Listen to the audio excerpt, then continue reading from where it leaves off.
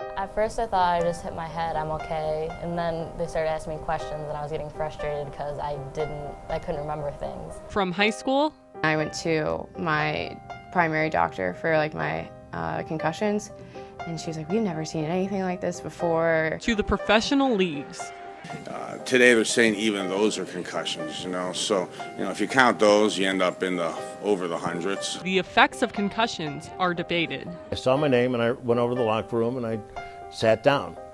I found out the next day that I did about a half hour of interviews. I have no idea what I talked about. This is the story of 4 athletes and their battles with concussions.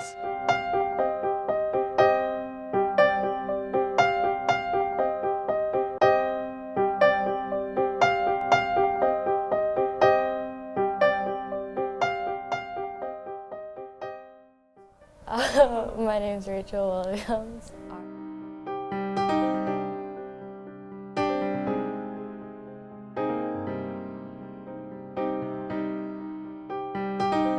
I've been playing basketball probably since I was about 3. I've always played. I play for a high school team and then AAU, and I played for travel in 5th and 6th grade. During her sophomore year of high school, Rachael took a hard hit during a regular season game. I was playing basketball and I went for a jump ball, and the girl kind of picked me up with the ball, and then I let go and my head broke my fall. But what exactly happens when an athlete suffers a hard hit to the head? Concussion is a transient neurological dysfunction that happens when there's a traumatic blow to the brain. So typically it's a relatively short-lived impairment. And there's 2 things that typically happen with a concussion. One is the skull gets hit, so the brain kind of jostles around a little bit, which causes a cascade of events that starts in motion where the brain starts to heal itself from the trauma. And the other one is something that is lesser known, but that's the neck injury that happens when the head gets hit and the skull whips back and forth on the neck. Typically, there's no obvious outward signs of any injury or trauma. And so you can't tell by looking at someone that they've had a concussion. There's typically not any bruising or any swelling on the external part of the head. The lack of obvious signs of injury makes it hard to determine how much damage has actually been done. The scariest part of Rachael's injury were her side effects, especially considering this was her first and only concussion of her athletic career. Well, when I first got it, they asked me some questions and I couldn't answer on it. The first question I got wrong was I didn't know who the president was, which was pretty bad. I didn't know who the president was. I couldn't remember. And I had a lot of memory issues. I don't actually remember a good week when I had it. I was tired a lot. All I wanted to do was go home and go to sleep, but those were probably the main ones. Despite her debilitating symptoms, Rachael attempted to cover up her injury for one simple reason. She wanted to keep playing. They were concerned. They weren't sure how bad it was because I popped right up. Because in games, I don't know, I just pop up in games, and everybody was concerned, and the trainer had to take me out. I tried to hide it and act like I was okay because I had to be able to go through a whole week of school being normal before I could be cleared to attempt things at practices. So my friends would tell me how I didn't make sense most of the time. It's pretty common for athletes to attempt to hide their condition, but medical professionals have serious concerns. I think that any athlete that wants to get back on the field will do what they need to do to try to get back out on the field. And our concern is that the athlete is hiding symptoms from us, and we can't tell that people have a headache. We can tell that if they're kind of disoriented, we can tell that if they're confused. But if they come back in the office and we're asking that they're normal, they could say, yes, I feel absolutely fine, which they always do. While athletes may want to get back out onto the court or the field, a lot of their mindset may have to do with lack of knowledge about concussions. I actually don't think I know much about concussions. I feel like I don't want to know sometimes because it would probably scare me more to get a second one. But I know that they can get pretty bad, and if you get too many, that you can't play sports anymore. Okay, Tori Bellucci, ToriBellucci.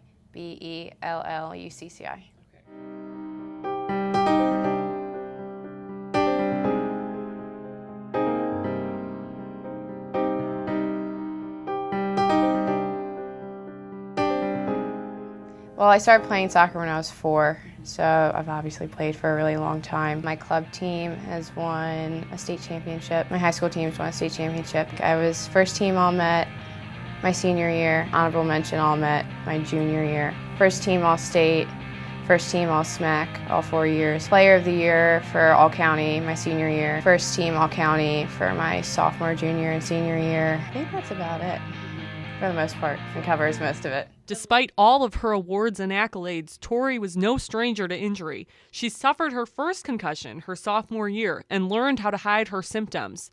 But one incident during her junior season began to change her perspective. I went up for a header and I collided with someone else, and then I fell on the ground and hit my head on the ground. So it was kind of like a double, and I got up. I didn't know where I was or anything, but it was one of our playoff games, so obviously I didn't want to go out. So like once I came to and realized where I was like still playing, and we won and we were advancing to state semis. So I didn't tell anyone. I didn't want to go to the doctor, and I was like, I know I have one at this point because I had so many before. I was like, I know what to do. I'll relax. Like I'll take it easy at practice. I'll be fine to play like that next weekend. But then a couple days later, I was like opening my jaw because I was eating at lunch at school. And like on my temple right here, you would like open my mouth and it would just like crunch, and it was really weird. And I came down and showed my mom because my mom works at my school in the front office. So I went downstairs to go show her, and she's like, we need to leave right now and take you to the doctors. And I went to my primary doctor for like my concussions, and she was like, we've never seen anything like this before. So they immediately got a CAT scan and all that, and they thought I had fractured my skull. But luckily we found out after they did like more tests that was just fluid. So that was really scary because obviously it could happen again. And then after that I was out of school for like 2 weeks straight because I didn't want to do anything. And then it was really hard like watching my team play and like me having to sit on the sidelines because I was captain and I like really wanted to play, and I put so much like time and heart into it, and it was unfortunate to have to watch them and not be able to be a part of it. So that took a huge toll on me emotionally and physically, obviously, because that was really scary. Besides depression for younger athletes, doctors are also concerned about a phenomenon called second impact syndrome. Second impact syndrome is when the brain is starting to recover during a concussion and it gets hit again, so it sustains another injury. And we think it loses its regulatory control of how much pressure it can withstand within the skull. And basically the pressure becomes so much that the brain starts to herniate. And unfortunately, a lot of those are pretty poor outcomes. Athletes end up with partial paralysis, and several athletes have actually died over the course of the years from second impact syndrome. Tori did not suffer from second impact syndrome, but the rest of her symptoms are not uncommon. Doctors throughout the medical community believe that there is a direct correlation between depressive symptoms and repeated concussions. The most common that I've seen have been the difficulty with school and the return to school, both depression as well as irritability, suicidality, and then difficulties being able to perform to the level of academics that they were able to do so beforehand. Right. So you have noticed a correlation between the concussions and the depressive symptoms? Oh, definitely. The long-term consequences of having numerous concussions can be anything from chronic headaches to sleep disorders to, as some of the studies suggest, that there's a slight increased risk of depression, anxiety, and dementia. There are findings in brains of athletes that have been constantly injured in their heads that probably had a lot of concussions that weren't reported that continued to play. Tori now acknowledges that she was depressed, but says part of it was due to being extremely limited during the periods when she was concussed. And my doctors definitely picked up on it, but I never wanted to admit to it. I was like, no, like, you're crazy, I'm fine. But I know, like, I really wasn't looking back on it. You can't go out and like hang out with your friends because you feel really like bad, and so you want to stay home, but you're staying home and you still can't be in contact with people because you can't be on your phone and you don't have anything to do, and it's hard to sleep, so you're kind of just like going crazy. I stayed in my room and like had the shades drawn. I had like blackout curtains. I was just in there for a long time, just like trying to sleep and trying to relax, but it's really hard to do that when you're used to being so active and doing a lot of things all the time. During the summer of 2013, Tori says her symptoms grew worse. I didn't want to like go anywhere, but when I was somewhere, I would get anxious. I would call my mom and I'd be like crying. I don't know why I feel like this. I need to come home.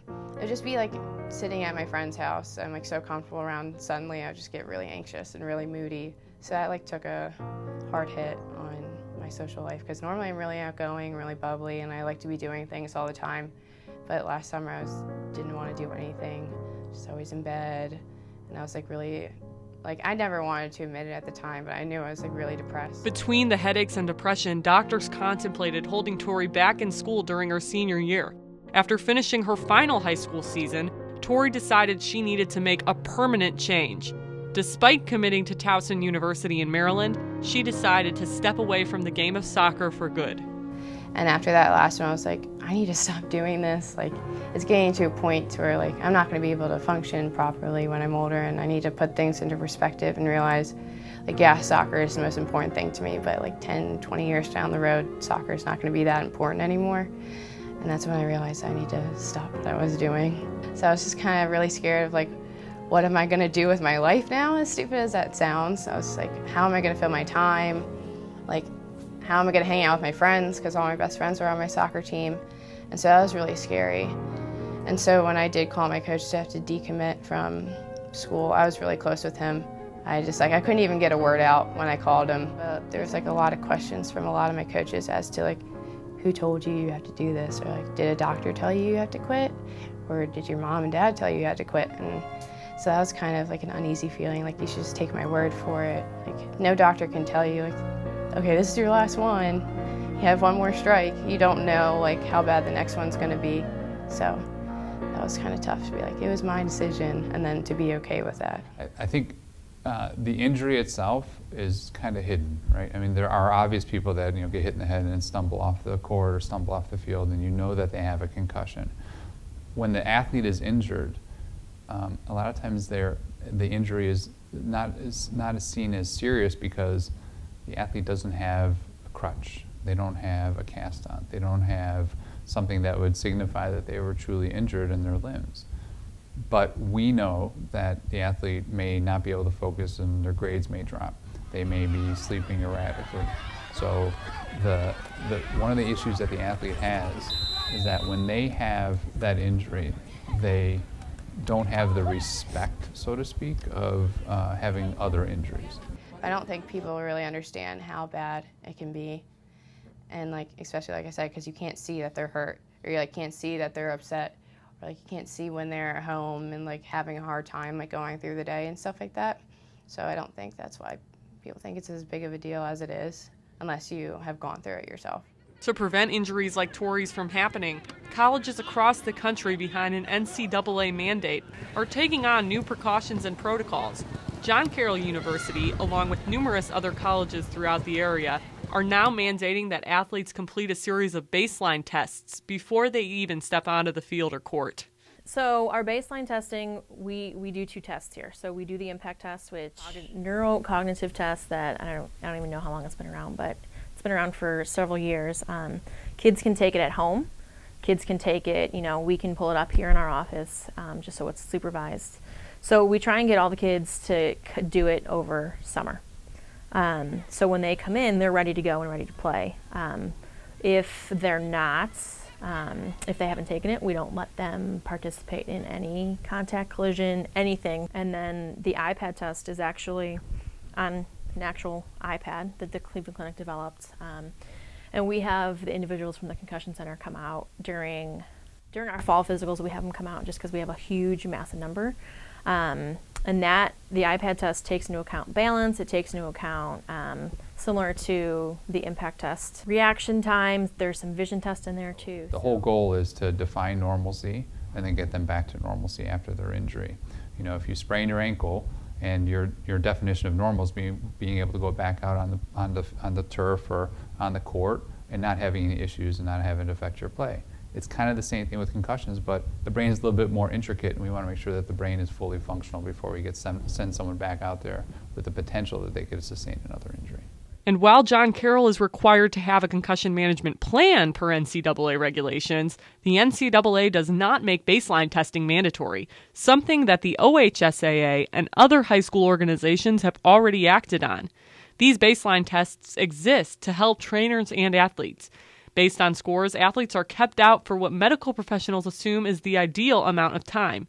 But many times, athletes will try and underperform on these tests in order to make a quicker recovery if they sustain a concussion.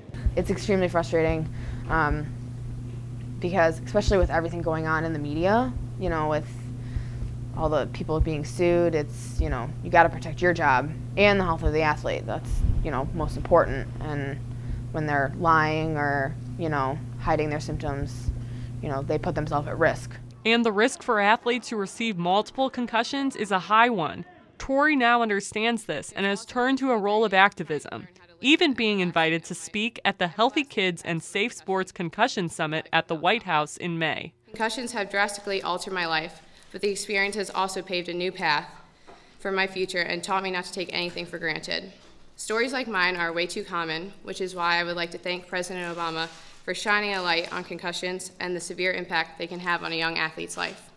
With that being said, I am more than honored to introduce our next speaker, the President of the United States, Mr. Barack Obama. I'm so proud of you. Good luck. I think we just need to keep doing things like that so we can be better prepared if something happens to someone. Because you can never tell someone to don't go is rough when you're playing, because that's half the game, that's half the fun. So I just, like I said, I just think we need to be more knowledgeable about it. While Tori gave up sports for fear of what could happen to her, many former professional athletes who suffered concussions were never properly diagnosed and now are dealing with the unanticipated consequences.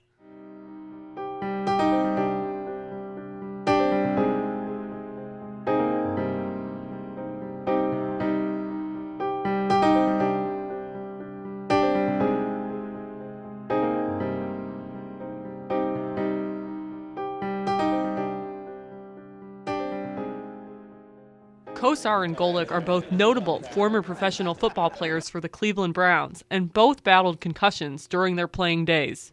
How many actual diagnosed concussions did you have while you played? Diagnosed, none. How many do you think, how many times did you get your bell rung? We had our bell rung. We got our, let's see, what else did we have? There was lots of different names for it. Probably a dozen, maybe, that I was aware of. Well, it's really tough to say. Back in the day, our knowledge of concussions really wasn't what it is today. So back 20, 30 years ago, it really was something where we thought when we were unconscious, that was a concussion. As you go about it today, you hear phrases like that we used to use a lot. Hey, I saw stars. You see stars when you get to kind of a moderate hit in the head. Today they're saying even those are concussions. So if you count those, you end up in over the hundreds of them. But maybe the ones where you're unconscious to really woozy would probably be 15 to 20. While neither knows how many actual concussions they accumulated, Golic vividly remembers his worst. There was one in Cleveland. I remember when it happened, it was about 4 plays left in the game against the 49ers, and it was friendly fire. One of my own guys got me. And I just remember the game ended. I spent some time talking to Joe Montana, was a teammate of mine from college, so I'm talking to him. No idea what I said to him. They said, let's get to the locker room. So I started looking around going, where's the locker room? And so I followed everybody, and then we went up this tunnel. And at the top, I'm going, okay, where do we go when we get to the top of the tunnel? And I followed everybody to the left and then to the right. And then we went into this room, and you could go right or left. And I'm going, oh, God, where am I going to go? But guys are going both ways. So finally, I just went to the left. And I walked into the locker room, and I remember going, I don't know where my locker is. But I remember what my name was. And so I sat there and I started looking at names and trying to be nonchalant about it. I didn't want to look like, oh my God, I can't figure anything out. So I just started looking and going, Golic. And I saw my name and I went over to the locker room and I sat down.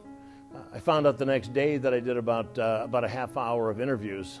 I have no idea what I talked about, no clues. Kosar has been outspoken about his problems with concussions post-football, and while he tries to work to help younger players, he still experiences symptoms from his playing days. I really started noticing them probably in the late 90s, a few years after I'd been out of the league. And back then, you really didn't know a lot about it. So And actually, it's funny, the people around me back then were just saying it's all made up, fabricated, because it was hard to point a finger at exactly what it is, because from the exterior, you don't really see anything. Have you ever experienced depressive symptoms that you believe are a result of the concussions? I don't know if it's a result of the concussions, but it's probably a part of it. More recently, through research of doctors like Ann McKee up in Boston, medical personnel are also beginning to notice a phenomenon in brains of ex-professional athletes who had numerous unreported concussions.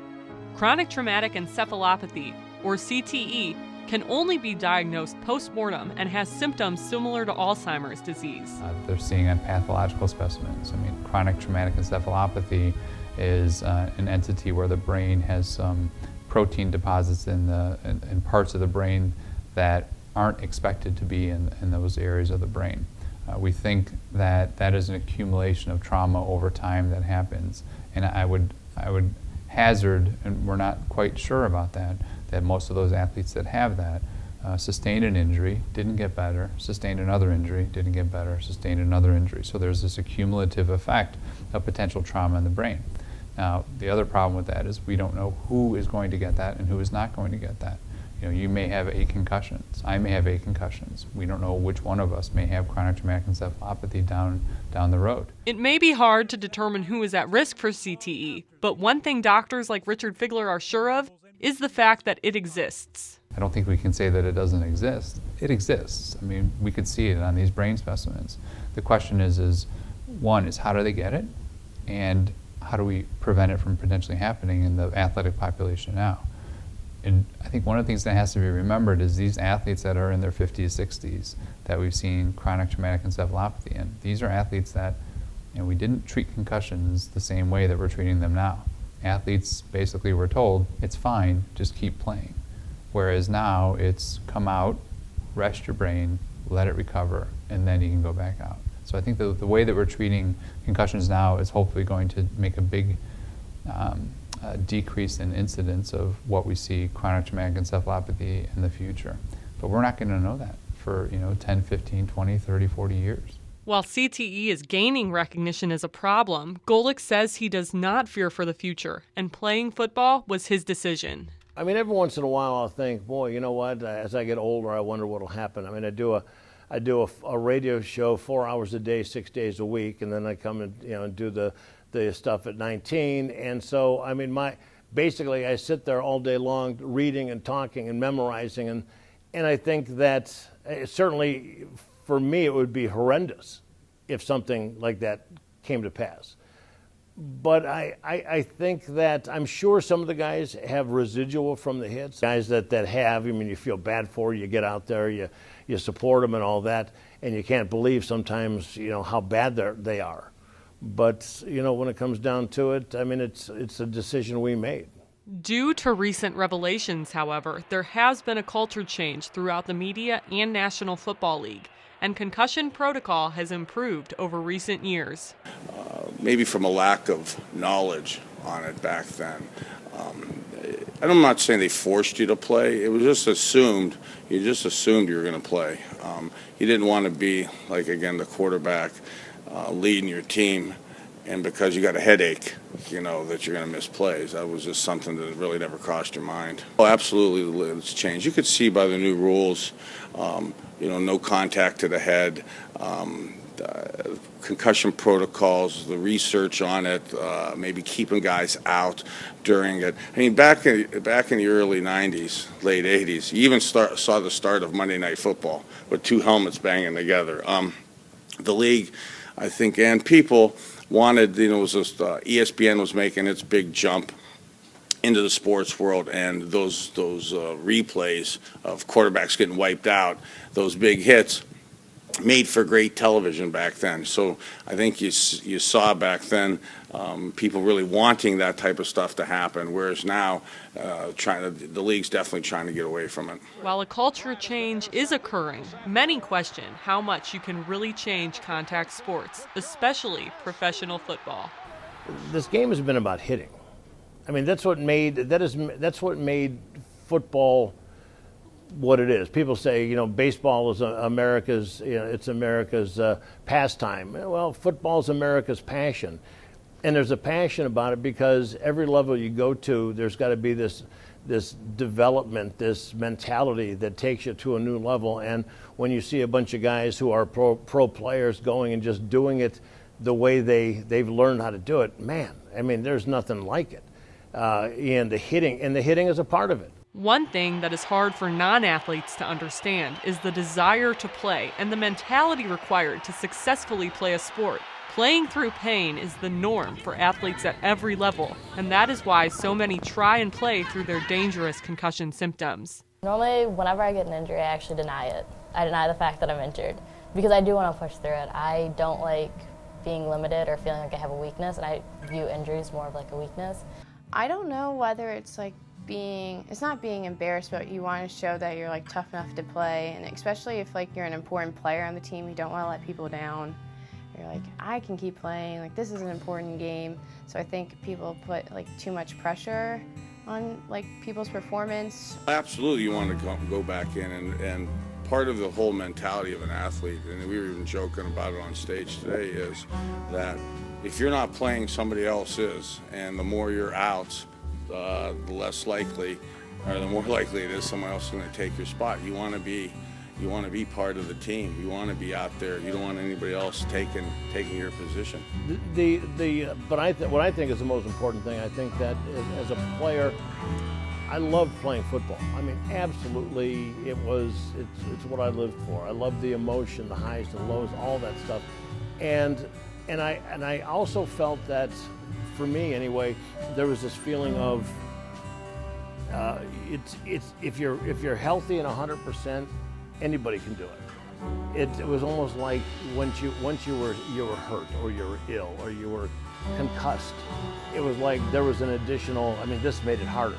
But you know what? I'm going to fight through this, and I kind of took it as a challenge. Athletes view injury as a challenge, but the problem is concussions are a different type of injury entirely. The athletes interviewed all had one thing in common, saying they did not regret their time playing, and that while they can worry about the next generation of athletes coming up through the ranks, they still value the sports that they chose to play. I mean, anytime you see your kid or your family member stay down on the field after a play is over, it just freaks you out.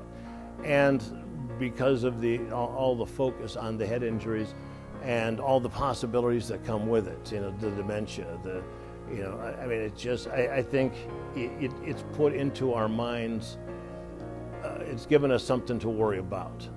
And so when it happens, you're like, oh my God, I hope he can, hope this isn't damaging him, permanently.